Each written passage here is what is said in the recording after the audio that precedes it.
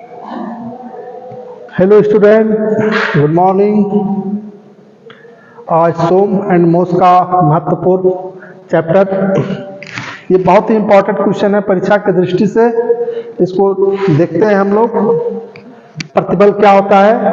बहुत कम समय में जो बच्चे बिल्कुल कमजोर हैं वो एक लाइन में इस परिभाषा को लिख सकते हैं और अच्छा नंबर ला सकते हैं।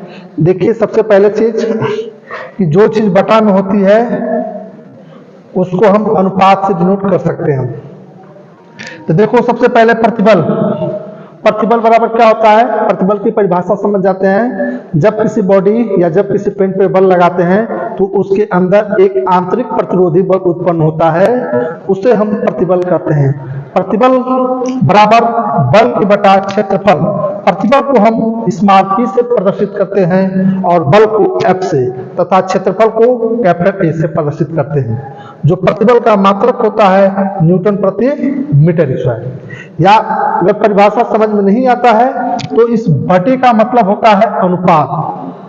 ये भी कह सकते हो बल तथा क्षेत्रफल के अनुपात को हम प्रतिबल कहते हैं। इसका मात्रक न्यूटन प्रति मीटर स्क्वायर। नेक्स्ट, विकृति। विकृति क्या होती है? एक लाइन में परिभाषा समझो, मैं बता रहा हूं। मतलब आकार में परिवर्तन तथा प्रारंभिक आकार के अनुपात को हम विकृति कहते हैं। मतलब किसी भी रॉड या किसी भी वस्तु में जो उसके आयतन में जो परिवर्तन होता है वही विकृति कहलाती है। विकृति को हम ई से प्रदर्शित करते हैं। इसका कोई यूनिट नहीं होती है, ये विमाहीन होती है। यंग मापांक। यंग मापांक को हम कैपिटल ई से प्रदर्शित करते हैं। यंग मापांक क्या होता है? प्रतिबल की बटा विकृति।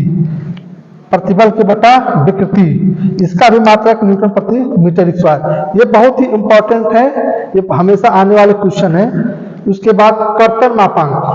कर्तन मापांक को हम कैपिटल जी से प्रदर्शित करते हैं।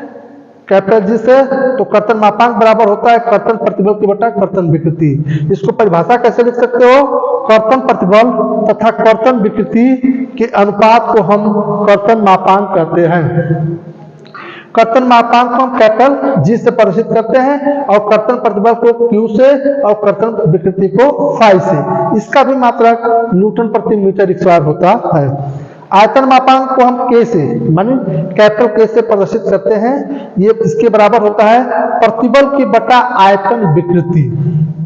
प्रतिबल को P से आयतन विकृति को हम EV से प्रदर्शित करते हैं। इसका जो मात्रक होता है न्यूटन प्रति मीटर स्क्वायर।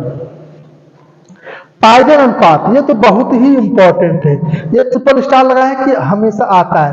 पाइजन रेशियो यानी पाइजन अनुपात क्या होता है? कहना पार्श्व विकृति तथा अनुदैर्ध्य विकृति के अनुपात को हम पाइजन अनुपात कहते हैं। पाइजन अनुपात को 1/m द्वारा डिनोट करते हैं, इक्वल टू पार्श्व विकृति डेल d/d बटा अनुदैर्ध्य विकृति को डेल l/l से प्रदर्शित करते हैं। जबकि 1/m का जो मान होता है वह 0.25 से लेके 0.35 के मध्य होता है। ठीक, बोल सकते हो किसी चीज में जो परिवर्तन होता है उसके व्यास और लंबाई में का परिवर्तन होना पाइजन रेशियो कहता है। उसका मान 1/m बराबर 0.25 से लेके 0.35 के बीच में होता है। आगे चलते हैं।